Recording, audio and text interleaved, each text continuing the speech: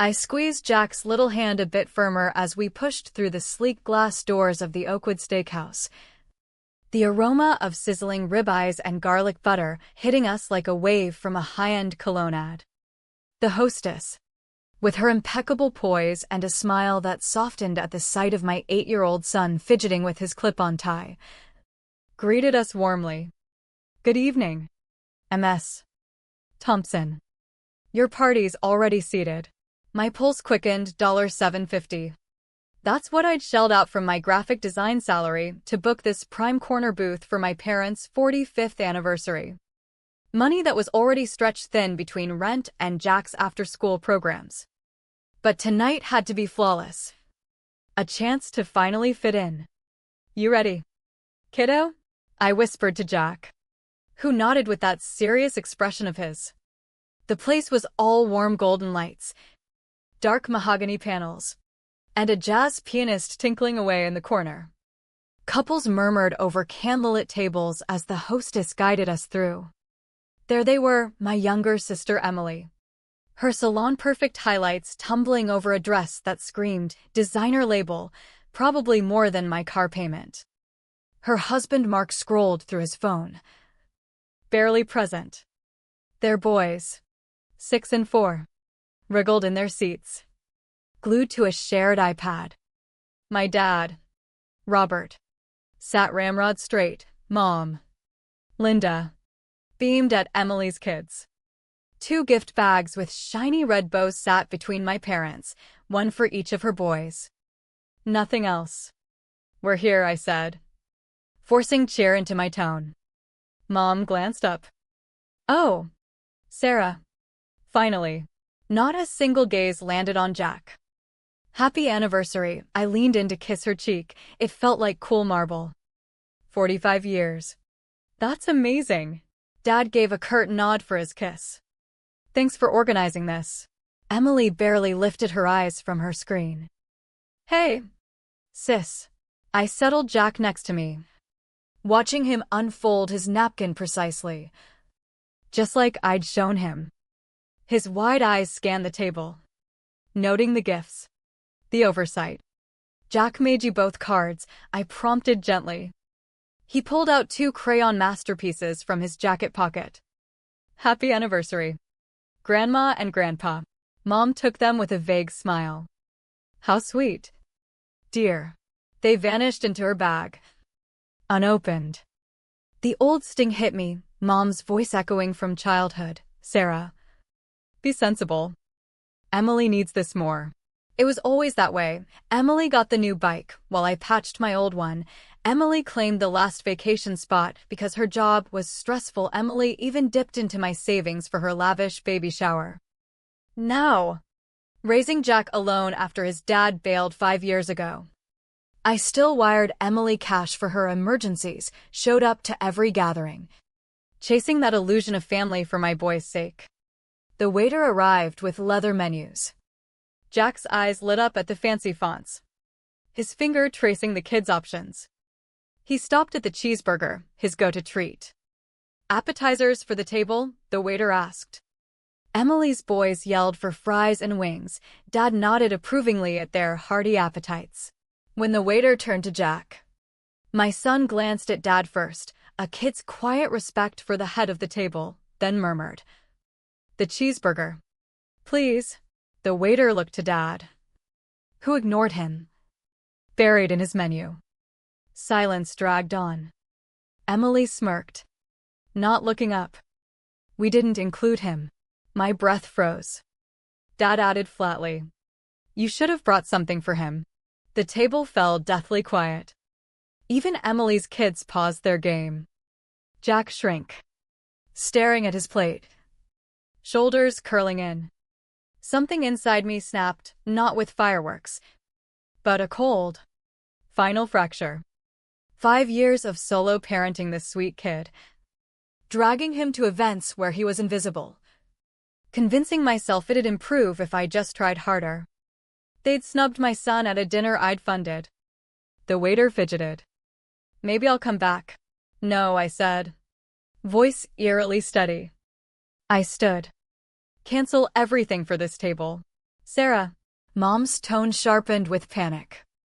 Bill it to my father, it's his night. I took Jack's hand. He looked up, wide-eyed. This was the first time he'd seen me choose him over their games. Dad's face twisted. Hold on, no, I cut in. I won't. Emily gaped as I led Jack out. Past staring diners. Through the polished doors. He gripped my hand tighter. You mad? Mom? Not at you. Sweetie. Never you. Just at me for not seeing this sooner. That night, my phone lit up like a slot machine, 13 missed calls. I sat in the dim kitchen.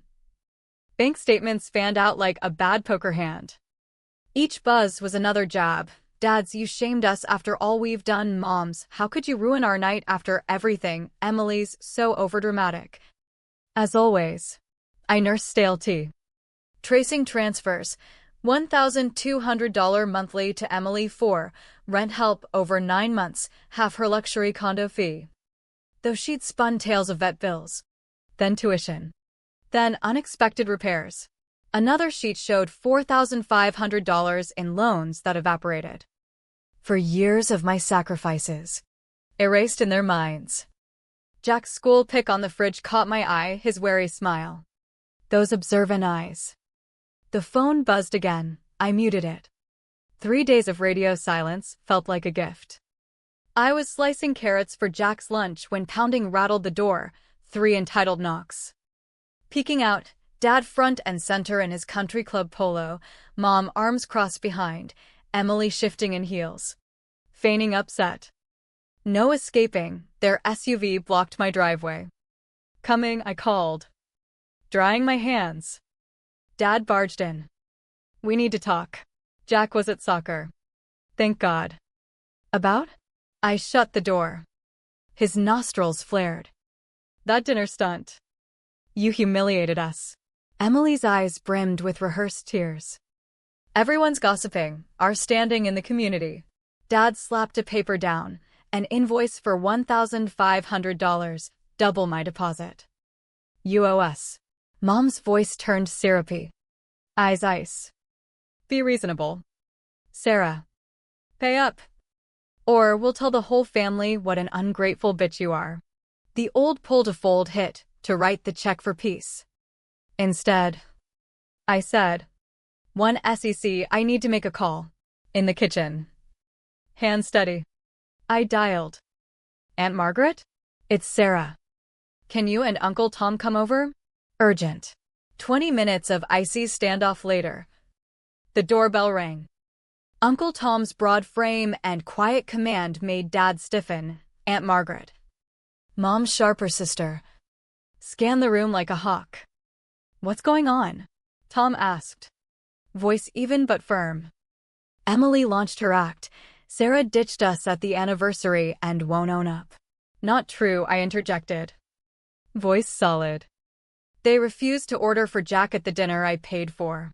Dad jabbed a finger. You listen, back off. Robert, Tom said softly. Stepping between us. Margaret settled on the couch arm. I've seen this favoritism for years. Always Emily first. Sarah scraping by. Absurd, Mom huffed. Is it? I fetched my statements from the table. I've covered half Emily's rent for 9 months, $5,400 total. Loans never repaid. Babysitting her kids for free while she and Mark jet off. My words built momentum. This stops now. Margaret nodded. When did you last help Sarah? During her divorce? When Jack had that flu scare? When her transmission died? Silence choked the room. Dad stared down. Mom fiddled with her rings. Emily swallowed. Thought so, Margaret said. I pulled 6 $100 bills from my wallet, cash I couldn't afford but needed for closure, and slid them over. Half the deposit. Fair. Dad snatched it. And the rest. Rent support ends today, I said. Heart racing but voice calm. I've got records of every dime. Every plea. Push me. And I'll share them. Emily's tears vanished. You can't, I have expenses. So do I. I filed the papers away. We're done. Dad blustered. Face reddening, Emily panicked, eyeing Mom for backup that fizzled. I think Sarah asked you to leave, Margaret stood. Tom opened the door wide. They shuffled out, Dad storming. Mom silent. Emily hissing, you'll pay for this, before Tom's glare moved her along. I shut the door. The house breathed easier. Tom patted my shoulder. They left with promises to check in. Alone. I slid to the floor. Hands shaking. Tears threatening. But I held them. Jack was due home. Today. I'd chosen us. 2 days on. I scrolled notifications with a pit in my gut. Emily's Instagram post. Some forget their roots when they think they're above family. 32 likes. Comments probing. Mom's reply. Some forget indeed, with a sad emoji. Vague enough to stir drama. Paint me as the bad guy. My phone rang. Cousin Lisa. The fourth relative today. I let it voicemail. Savoring the boundary. 2 weeks back. I'd have defended myself endlessly. Not now. My journal lay open. Every post-dinner exchange logged. Dates. Quotes. Vibes. What started as defense became my shield. Sunday church. Kept for Jack's routine despite my faith doubts. We slid into our pew. Stairs burned. Mrs. Harlan whispered to her husband. Eyes pitying but sharp. You okay? Mom? Jack noticed my clenched bulletin. Fine. Bud. In coffee hour. I overheard. Poor Sarah. Unraveling since the split. Shame for the kid. I steered Jack out. Jotting it down later. Tuesday therapy with Dr. Hayes. She eyed my journal. Solid work. Sarah. Most don't track this. I doubt myself sometimes, I admitted. Classic and entrenched dynamics, she said. You're drawing lines, how's that sit? I paused, feeling the weight lift. Like breathing freer. Thursday grocery run at Willow Mart. Jack recited our list as we hit produce. Then, in dairy. Tension spiked, Emily by the yogurt. Phone to ear. She spotted us. Hung up sharp. Well, the homewrecker herself. Jack pressed closer. I shielded his shoulder. We're shopping. Emily. Not the time. No time's right when you're ripping us apart over nothing. Her volume drew eyes. An old man paused. A clerk glanced. Mom's devastated. Dad's withdrawn, all 'cause you flipped at dinner. It's about respect for me. For Jack. Respect? Her laugh cracked. What about us? Who've always had your back? The hypocrisy burned. My wires for her spa days. Unpaid favors. Silent support. The old Sarah would have smoothed it. Instead, excuse us. We wheeled away. Walking out again, she yelled. Jack whispered. Good job. Mom. His words fueled me. Support trickled in. Coffee with coworker Lisa. Who listened without pity. Sounds like you're claiming your space, bravo. Jack's teacher noted his bolder participation, whatever's shifting at home. It's helping. Dr. Hayes called boundaries armor. Not selfishness. Aunt Margaret checked daily. Your mom tried this on me once. Silent treatment over alone denial. It passes. The single moms group from therapy? Strangers nodding at my stories felt like absolution. Wednesday. My phone interrupted a design meeting. Jack's school. MS. Thompson. Can you come in? An issue. Dread iced me. Is Jack hurt? He's safe. But we got a troubling tip. Better in person. Hours later. Facing Principal Reyes and a CPS rep, hands folded. Hiding tremors. Anonymous claim of neglect, the worker said kindly. Inadequate supervision. Poor nutrition. Emotional harm. Laughable if not terrifying. When's the home check? I asked direct. She blinked. Tomorrow a.m.? Fine. That night.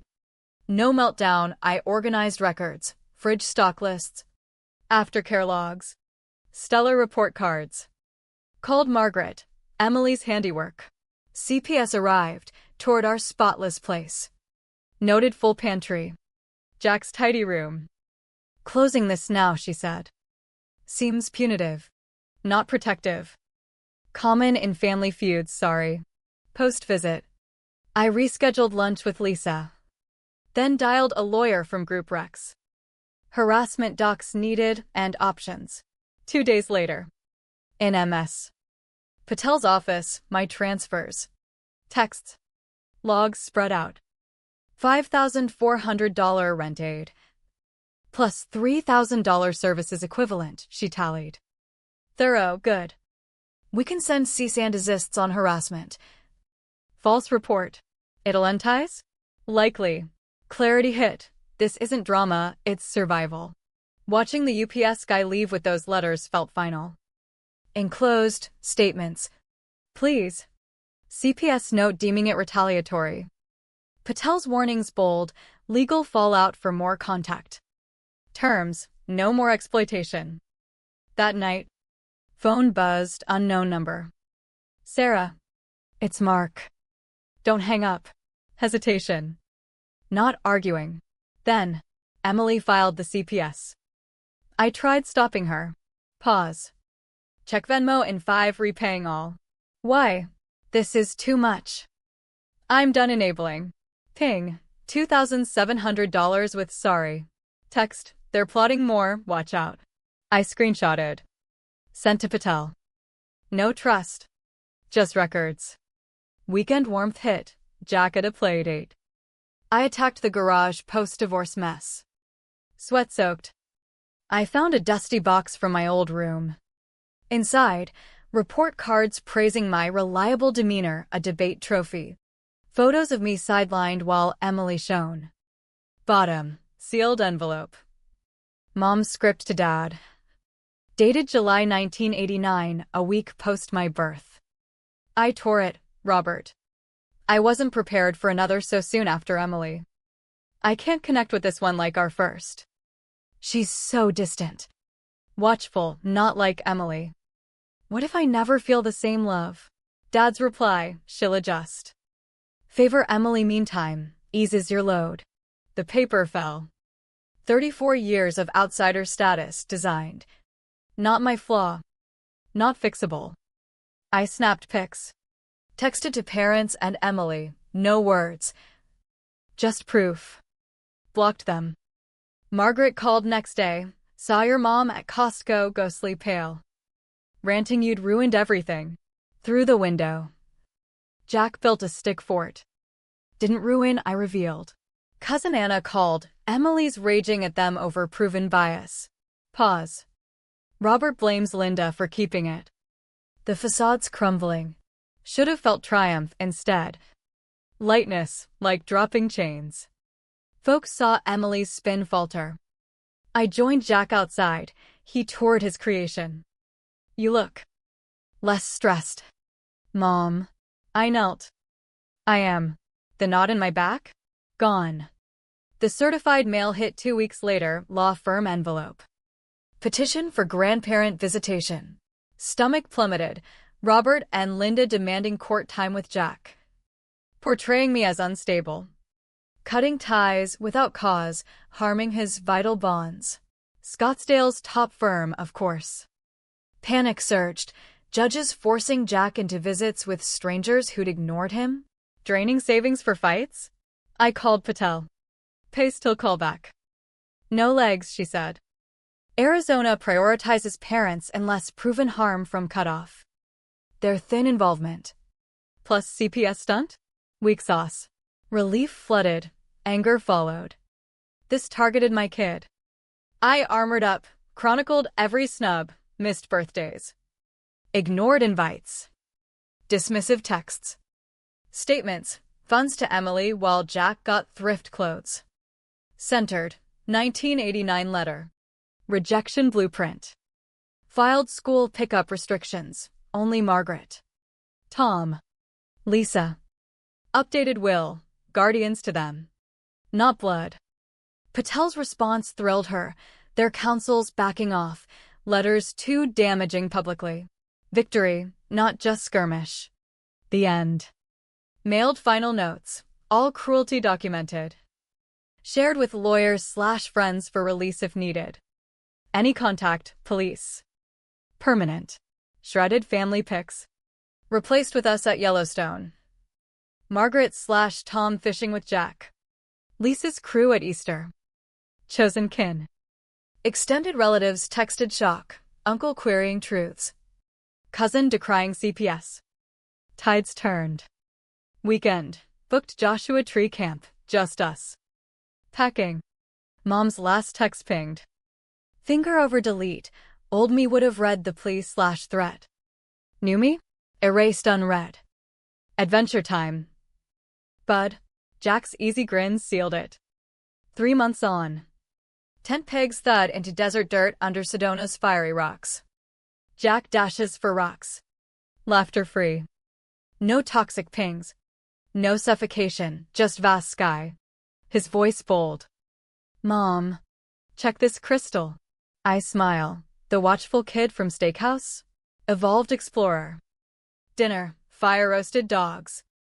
Mores. Jack perfects his toast. Serious. You seem happier. Truth hits. I am. Therapy unpacked trauma without overwhelm. Group bonds taught boundaries as love.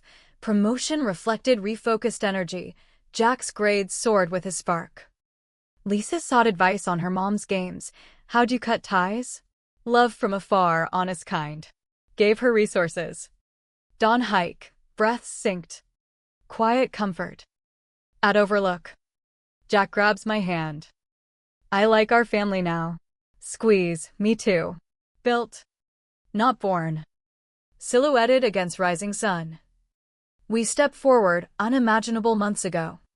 But ours.